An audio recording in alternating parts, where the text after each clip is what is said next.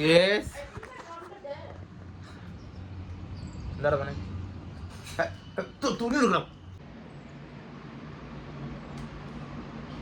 Bunny shirt തേക്കാം.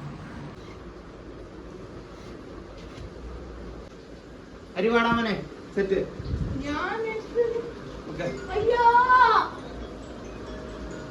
സുന്ദരമായി.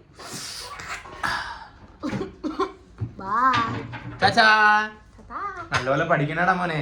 ആര് ചോദിച്ചാൽ എന്ത് പറഞ്ഞാലും മാമൻ പഠിപ്പിച്ചു തന്നാന്നേ പറയാവുള്ളേടാ. കേട്ടോടാ. ഹരി ടാറ്റാ.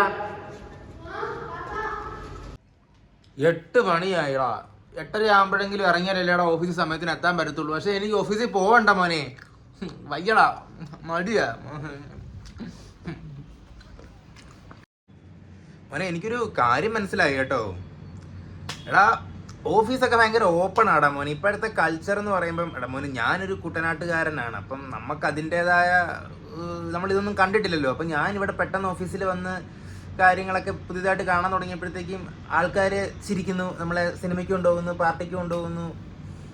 ആൾക്കാർ ഉദ്ദേശിക്കുന്ന പെണ്ണുങ്ങളാണ്. അപ്പം അവരിങ്ങനെ ഒരുപാട് അടുത്തിങ്ങനെ പെരുമാറാൻ നേരത്ത് അവള് നമ്മളെ നോക്കി ചിരിച്ച്, അവള് എനിക്ക് ആഹാരം കൊണ്ട് തന്ന്, അവള് നിന്നെ സിനിമയ്ക്ക് വിളിച്ച് എന്നൊക്കെ വിചാരിച്ച് ഒരുപാട് അങ്ങ് എക്സൈറ്റഡ് ആവേണ്ട ഒരു ആവശ്യമില്ല മോനെ. അതൊക്കെയാണ് ഇവിടുത്തെ കൾച്ചർ. ഞാൻ വെറുതെ 1-2 ദിവസം ബാക്ക്ഗ്രൗണ്ട് മ്യൂസിക് ഒക്കെ ഇട്ട് കുറച്ച് സ്വപ്നങ്ങളൊക്കെ വെറുതെ കണ്ട്. പക്ഷെ അത്രയ്ക്കൊന്നും എക്സ്പെക്ടേഷൻ വെക്കേണ്ട ആവശ്യമില്ല മോനെ. ഇതൊക്കെ നോർമൽ ആയിരിക്കും. ഒരുത്തി ഉണ്ടായിരുന്നു മോനെ, എന്നെ നോക്കി ഭയങ്കര ചിരി. അപ്പം ഞാൻ വിചാരിച്ചു ചിരിച്ച് ഇനി സെറ്റ്. പക്ഷെ അവൾ ഓഫീസിൽ എല്ലാവരും നോക്കി ചിരിക്കുന്നുണ്ട്. അപ്പം അത് കുറച്ചൊന്ന് മനസ്സിലാക്കി ഇരുന്നാൽ മതിടാ. കുറച്ച് അപ്പം ശരി, എന്നാൽ ഞാൻ ഓഫീസിൽ പോയി റെഡി ആവട്ടെ മോനെ. കുളിക്കട്ടെ അപ്പം. ബൈ.